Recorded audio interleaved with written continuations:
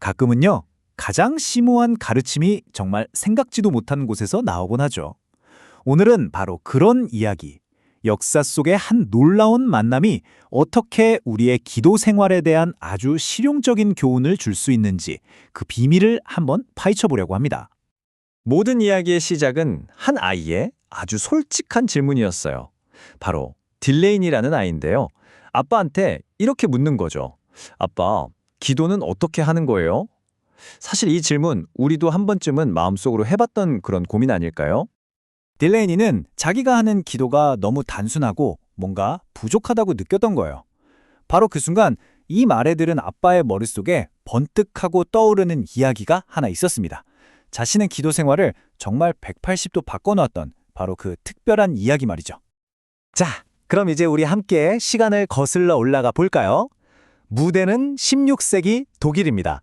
곧 아주 긴장감 넘치는 만남을 가질 이 이야기의 두 주인공을 만나보시죠. 첫 번째 인물은요, 작은 독일 마을에서 마이스터 페터라고 불리는 이발사입니다. 페터의 가게는 그냥 머리만 깎는 곳이 아니었어요. 온갖 마을 소식이 오고 가고 사람들이 삶을 나누는, 말하자면 그 공동체의 심장 같은 곳이었죠. 그리고 다른 한 명은 바로 마르틴 루터입니다. 그런데 여기서 중요한 점이 있어요.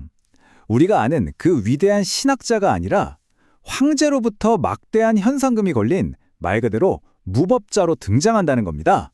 와, 시작부터 분위기가 정말 심상치 않죠? 자, 상상해보세요. 현상 수배범이 이발사 의자에 앉아 있습니다. 그리고 이발사 페터의 손에는 날카로운 면도칼이 들려있죠.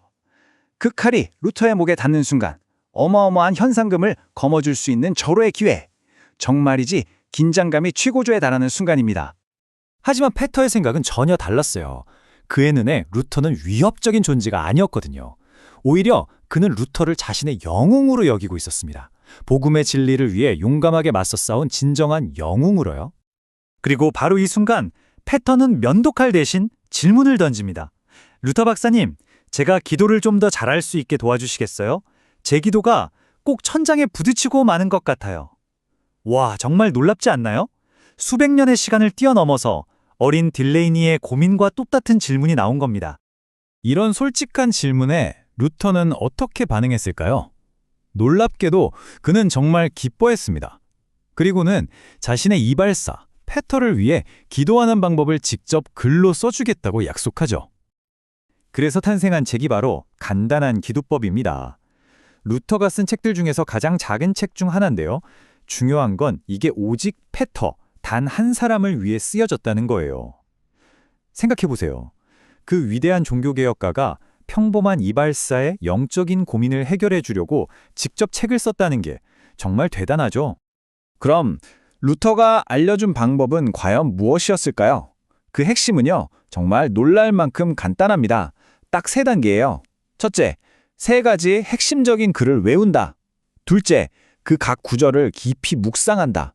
그리고 셋째, 그 묵상이 자연스럽게 나만의 기도가 되도록 하는 겁니다. 자, 그럼 이 간단한 방법을 실제로 어떻게 적용할 수 있을까요? 루터는 이 방법의 뼈대가 되어줄 3가지 기동을 제시했습니다. 한번 같이 살펴보시죠.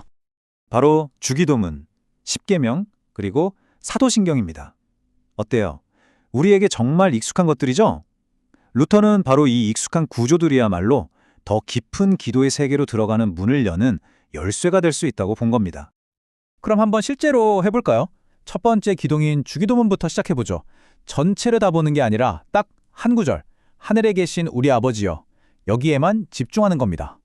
루터는 이 구절을 가지고 이렇게 기도할 수 있다고 예시를 보여줬어요. 오, 하나님, 이 세상 모든 것의 주인이신 당신이 바로 저의 아버지가 되신다뇨. 그리고 제가 기도로 당신께 나아갈 수 있다는 사실이 얼마나 놀라운지요. 보세요. 단 한 구절만으로도 이렇게 풍성하고 개인적인 감사의 기도가 흘러나오는 거죠. 자, 그럼 두 번째 기둥으로 넘어가 볼까요? 바로 십계명입니다. 이번엔 첫 번째 계명, 너는 나 외에는 다른 신들을 내게 두지 말라는 이 구절에 한번 집중해 보겠습니다. 계명이 어떻게 우리 자신을 돌아보는 기도의 도구가 될 수 있을까요? 루터의 예시를 보면 이렇습니다. 주 하나님, 제 삶의 다른 것들이 당신보다 더 소중해질 때가 있음을 고백합니다. 저를 용서하여 주시고 당신 앞에서 다른 어떤 우상도 섬기지 않도록 저를 도와주십시오. 이런 식으로 첫 번째 계명이 자연스럽게 고백과 다짐의 기도로 바뀌는 겁니다.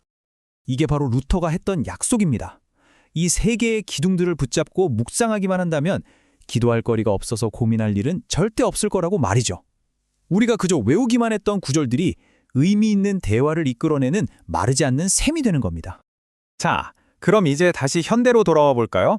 이 오래된 이야기가 딜레이니와 아빠에게는 어떤 영향을 미쳤을까요?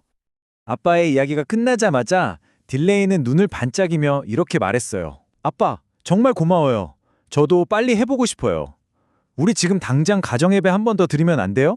기도가 어렵고 부족하다던 그 불안감은 온데간데 없이 사라지고 그 자리를 흥분과 기대로 가득 채운 거죠. 바로 이 지점이 오늘 이야기의 가장 중요한 핵심입니다. 바로 구조가 우리의 자유를 제한하는 게 아니라 오히려 진정한 자유를 만들어낸다는 사실이죠. 정해진 틀이 어떤 가이드라인이 있을 때 오히려 우리는 그 안에서 더 깊고 더 개인적이고 더 창의적인 생각을 펼칠 수 있게 되는 겁니다. 자, 이제 마지막으로 여러분께 질문을 하나 던지면서 마무리할까 합니다. 이 교훈은 비단 기도에만 적용되는 건 아닐 거예요. 혹시 여러분의 생각이나 창의력을 가로막고 있는 벽이 있나요? 그렇다면 여러분의 생각을 활짝 열어줄 수 있는 간단한 구조는 무엇이 될 수 있을까요? 한번 곰곰이 생각해 보시는 건 어떨까요?